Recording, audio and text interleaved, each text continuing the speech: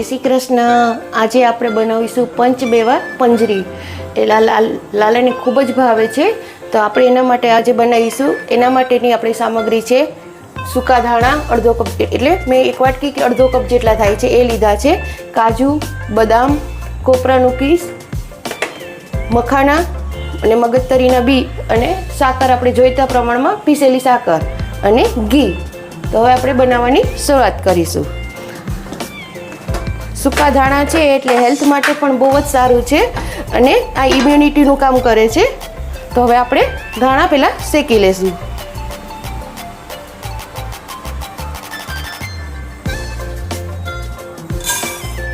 Law to medium flame ઉપર આપણે ધાણા શેકીશું। ભેજવાળું વાતાવરણ હોય એટલે આપણે એને સરસ શેકવા પડશે, નહીં તો ભેજ લાગી જાય છે। અને આ પંજરી આપણે લાલાને ખૂબ જ ભાવે છે અને ટેસ્ટમાં પણ સરસ સારી લાગે છે અને આપણે આને 2-3 મહિના જેટલી સ્ટોર પણ કરીને આપણે રાખી શકીએ છીએ। તો આ રીતે આપણે ધાણા શેકવાના છે।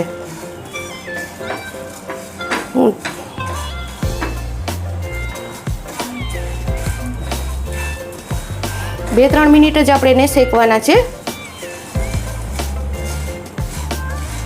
પછી આને આપણે પીસી લેશું।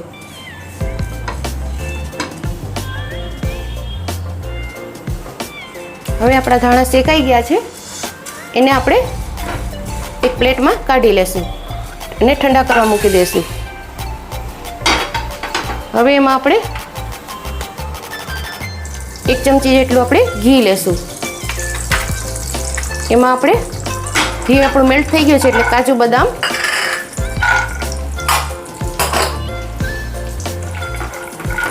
અને આપણે થોડા તળી લઈશું। આનો ઘીમાં તળવાથી ટેસ્ટ બહુ જ સરસ આવે છે।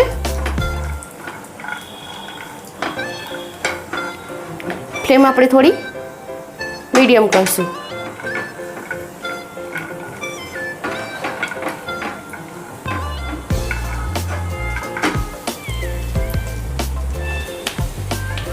આપણે કાજુ બદામ એ સરસ થઈ ગયા છે, તો હવે આપણે એને પણ કાઢી લેશું।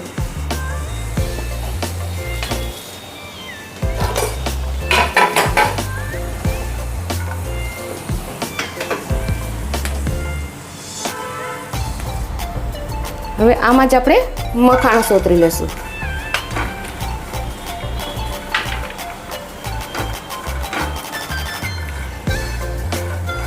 મખાણા આખા જેવું રાખું છું, આમાં 2 પીસ પણ આપણે કરી શકીએ છીએ।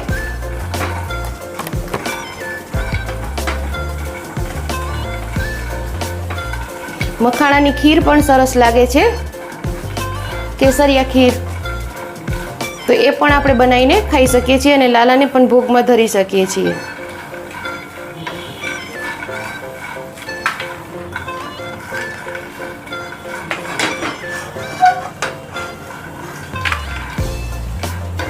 આ રીતે આપણે એને શેકીશું।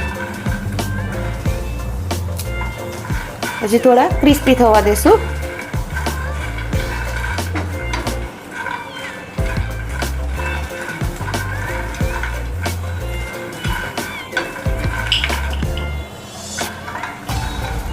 આપણા મખાણા સરસ ક્રિસ્પી થઈ ગયા છે, એને પણ આપણે કાઢીને એક પ્લેટમાં લઈ લઈએ।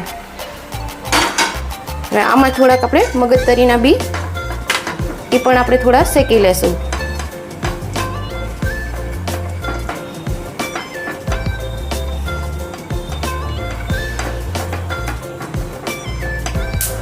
ઘીવાળું પેન છે એટલે એટલામાં શેકાઈ જશે।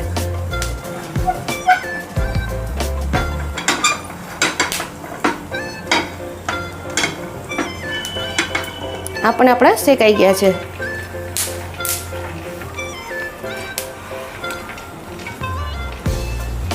હવે એમાં આપણે થોડુંક કોપરાનું છીણ, એનો આપણે કલર ચેન્જ નથી કરવાનો, પણ એમને થોડું જ આ રીતે શેકી લેશું એટલે ભેજ ઉડી જશે ને ડ્રાય થઈ જશે। તો આ રીતે આપણે પંચમેવા पंजरी બનાવીશું અને આ બધું આપણે ઠંડુ થવા દેશું। તો આ પણ આપણે સરસ શેકાઈ ગયું છે એટલે હવે આપણે એને પ્લેટમાં કાઢી લેશું અને ગેસ મેં બંધ કરી દીધો છે। તો એને આપણે ઠંડુ થવા દેશું. આ ધાણા આપણે જે શેક્યા હતા એ હવે આપણે એને ઠંડા કરી લીધા છે. તો હવે હું આને પીસી લઈશ.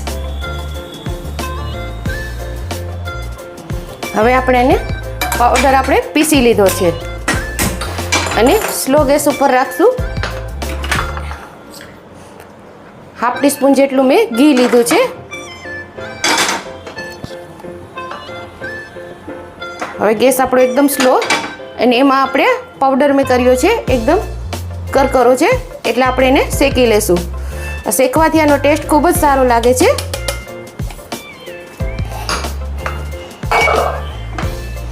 આ રીતે આપણે એને એક મિનિટ માટે જ શેકવાનો છે. તો આ રીતે આપણે એને શેકી લેશું અને સુગંધ બી એકદમ સરસ આવી રહી છે.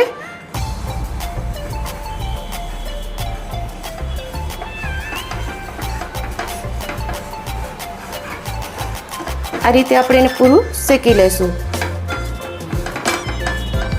તમે જોઈ શકો છો ઘીનું પણ કોટિંગ સરસ આવી ગયું છે અને આને આપણે હવે સ્ટોર પણ કરી શકીએ. 2-3 મહિના સુધી એમાં કંઈ જ નથી થતું.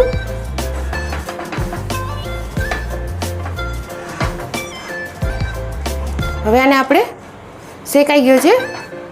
એકદમ સરસ સુગંધ આવી રહી છે.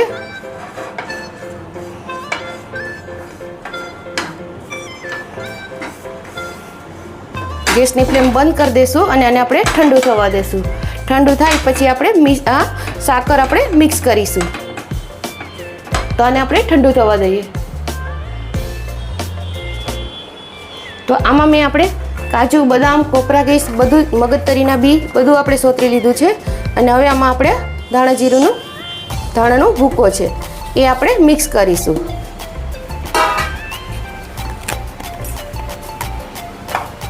આ રીતે આપણે મિક્સ કરતા જઈશું અને આમાં આપણે સાકર ભેળવી દઈશું. એ રીતે આમાં સાકર આપણે જોઈતા પ્રમાણમાં મિક્સ કરશું.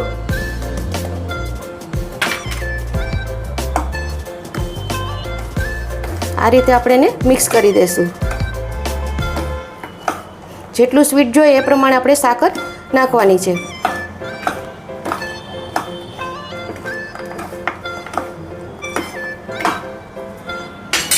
હવે એને હું હાથેથી મિક્સ કરું છું.